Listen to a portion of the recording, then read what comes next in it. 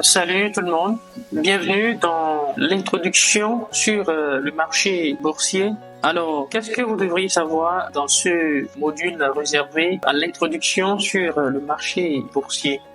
Ce que vous devriez comprendre ici, c'est que le marché boursier, c'est un marché qui est comparable au marché ordinaire que nous connaissons, où il y a différents produits, différents actifs. Mais la particularité ici, c'est que sur le marché boursier, nous avons différents instruments que nous pouvons négocier. C'est-à-dire que nous pouvons acheter des instruments sur lesquels on peut spéculer facilement. Mais on ne vend rien, on n'achète rien de façon concrète.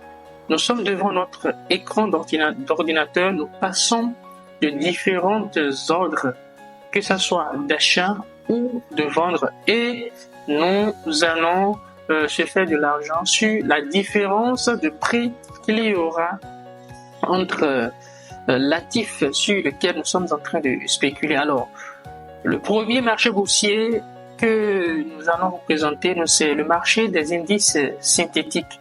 Qui dit indice synthétique fait allusion à une simulation du marché réel. Ça veut dire que le marché des indices synthétiques n'est pas un marché réel. Vous voyez, et c'est proposé par un broker que nous appelons Derive. C'est lui qui a le monopole de ce marché. Et parmi les marchés que nous pouvons trouver, parmi les actifs que nous pouvons trouver sur ce marché, il y a le marché des crash boom. Vous voyez, le marché des crash boom. Nous avons également le marché des indices boursiers. Qui dit indice boursier parle de la capitalisation boursière des entreprises d'un pays donné cotées en bourse. Et ceci, nous allons donner comme exemple l'US 100. US 100 veut dire quoi? Les deux premières lettres matérialisent le nom du pays et le chiffre matérialise le nombre d'entreprises regroupées ensemble. Sur ce, US 100 veut dire les 100 premières entreprises des États-Unis cotées en bourse. Nous avons également US 30 qui veut dire les 30 premières entreprises des États-Unis cotées en bourse. Nous avons également le GER30 qui dit GER parle de Germanie qui veut dire Allemagne. Donc ça veut dire les 30 premières entreprises de l'Allemagne cotées en bourse. Le CAC 40 ou bien le FRA 40. Vous voyez qui veut dire les 40 premières entreprises de la France cotées en bourse. Nous avons également le marché des actions. Qui dit action fait allusion à une entreprise où il y a des actionnaires. Et ici, on parle d'actionnaires majoritaires, d'actionnaires minoritaires. Mais nous, on n'est pas actionnaires dans aucune entreprise. Vous voyez? Mais nous pouvons profiter au mieux des actions d'une entreprise en bourse. Et on va faire allusion à Apple, par exemple. Apple, c'est une action. Amazon également, c'est une action. Nous avons également le marché des matières premières. Les matières premières, ce n'est rien d'autre que la richesse naturelle, les richesses venant de Dieu. Vous voyez, ça, c'est naturel. Ça n'a rien à voir avec le artificiel. Donc, c'est tout ce qui est naturel, les ressources du sous-sol, que ce soit l'or, que ce soit le cuivre, que ce soit le zinc, que ce soit le colbate et consorts. Donc, c'est des ressources naturelles. Alors, nous avons également le marché des devises. Qui dit marché des devises fait allusion au marché du Forex ou bien le marché de Foreign Exchange. Et ici, on a donné comme exemple euro USD, c'est-à-dire que l'euro contre le dollar américain. Vous voyez. En dehors de ça, nous avons le marché des obligations à terme. Alors, les obligations en bourse ne sont rien d'autre que des contrats qui obligent l'acheteur à acheter ou vendre. Vous voyez, une quantité spécifique d'obligations à un prix convenu à une date très déterminée. Donc, il faut savoir que les obligations sont émises par les entités telles que le gouvernement, les entreprises, les institutions financières pour lever des fonds sur le marché boursier. Nous avons également le marché de la crypto-monnaie qui n'est rien d'autre qu'une monnaie cryptée, une monnaie qui n'est contrôlée par personne, une monnaie qui est purement soumise à la loi de l'offre et de la demande. Nous avons également les ETF. Vous voyez, un ETF, c'est un fonds négocié en bourse qui permet aux investisseurs d'acheter et de détenir un portefeuille diversifié de crypto-monnaies sans avoir à les acheter individuellement. Ça, c'est les ETF, etc. Et il y a plein de marchés boursiers. Cet aperçu sur le marché boursier, c'est pour vous permettre de savoir le marché boursier regorge différents instruments que le trader, que le commerçant professionnel peut négocier. Et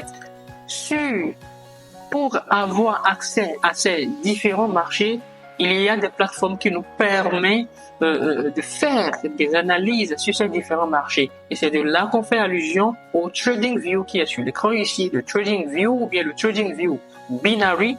Le TradingView Binary, par exemple, c'est avec ça, nous pouvons faire des analyses sur le marché des indices synthétiques et également sur quelques actifs du marché de Forex. Vous voyez, en dehors de ça, nous avons le TradingView. Le TradingView, lui, peut nous permettre non seulement de faire des analyses sur n'importe quel marché sur lequel nous voulons analyser, à l'exception des indices synthétiques. C'est très important cette partie. Donc, TradingView permet de faire des analyses sur n'importe quel marché boursier, à l'exception des indices synthétiques. Mais avec le TradingView Binary, on peut analyser quelques marchés boursiers et également les indices synthétiques qui n'est rien d'autre qu'une simulation du marché réel. Alors, quand nous prenons l'exemple d'un des marchés préalablement énuméré qui est le Forex, on a dire que le Forex, c'est encore appelé Foreign Exchange ou FX. Et le Forex, ce n'est rien d'autre qu'une place de marché boursier. Et chaque place de marché affiche sa propre cotation. Qui dit cotation parle de l'affichage de la valeur d'une devise par rapport à celle d'un autre. Le Forex, c'est un marché de gré à gré, au contraire ou bien à l'opposé du marché des actions qui est organisé, c'est-à-dire le marché du Forex obéit à la loi de l'offre et de la demande, alors que au niveau des actions, il y a la détention de titres de propriété. Vous voyez, donc au niveau du Forex, il n'y a pas de titres de propriété comme le cas sur les actions. Le marché du Forex, c'est un transfert d'argent d'une devise à une autre. Et c'est ça d'ailleurs qui nous permet de dire que sur le marché du Forex, on ne peut pas apprécier la valeur d'une devise prise isolément.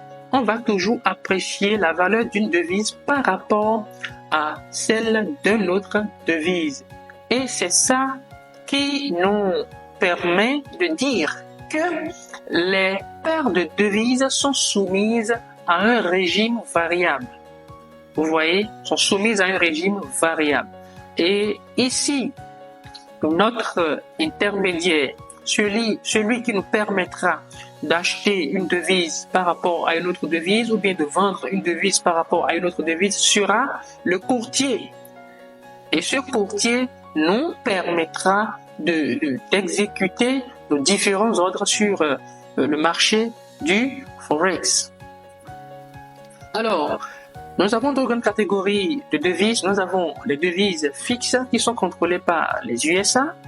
Exemple, le dollar américain, c'est une devise fixe. Le yen japonais, c'est une devise fixe. En fait, toutes les devises prises isolément constituent une devise fixe. Parce que, à ce moment, cette devise n'est pas combinée à une autre devise pour pouvoir apprécier sa valeur.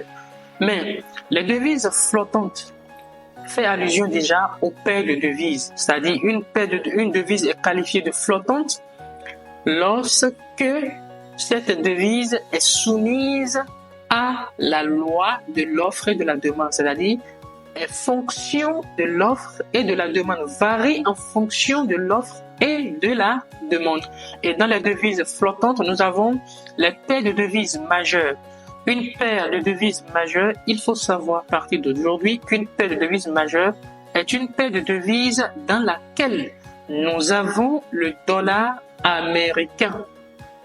Exemple, euro USD, USD JPY, USD CHF.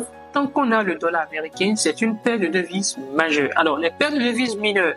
Les paires de devises mineures sont les paires de devises les moins échangées sur le marché boursier. Et il faut savoir que la particularité des paires de devises mineures, c'est que ces paires de devises mineures, vu qu'ils sont moins échangés sur le marché, ils seront chers à échanger. Ils seront chers à échanger à l'opposé des devises majeures. Les devises exotiques. Une paire de devises est qualifiée d'exotique lorsqu'il contient la monnaie d'un pays en voie de développement. Exemple, USD CNY, le dollar américain contre le yuan chinois, ou bien le dollar américain contre le rand sud-africain, USD ZAR, ou bien le dollar américain contre MXN, la monnaie de la Mexique. Nous avons les paires de devises croisées. Une paire de devises est qualifiée de croisée si cette paire de devises résulte de la combinaison de deux paires de devises majeures. Nous avons donné comme exemple ici le GBP CAD. Qui dit GBP CAD? Comme c'est une paire de devises croisées, quelles sont les paires de devises majeures qui nous ont permis d'avoir GBP CAD? Nous avons GBP USD plus USD CAD. Ça veut dire que une paire de devises croisées sera influencée par la devise qu'ils ont de commun, qui est le dollar américain. Donc, les paires de devises, les monnaies les plus populaires du monde sont les monnaies. Donc, les monnaies les plus populaires du monde sont le dollar américain, l'euro, la livre sterling, le yen japonais, le franc suisse. Ces devises font partie d'un groupe des paires de devises dites majeures. Donc, à partir de maintenant, vous devez savoir que les paires de devises majeures sont euro, USD, GBP, USD, USD, JPY, USD, CHF. Ces paires de devises majeures seront moins chères à échanger, alors que les paires de devises mineures sont les paires de devises qui sont moins échangées, donc seront plus chères sur le marché boursier. Nous voici à la fin de ce module. Je vous remercie.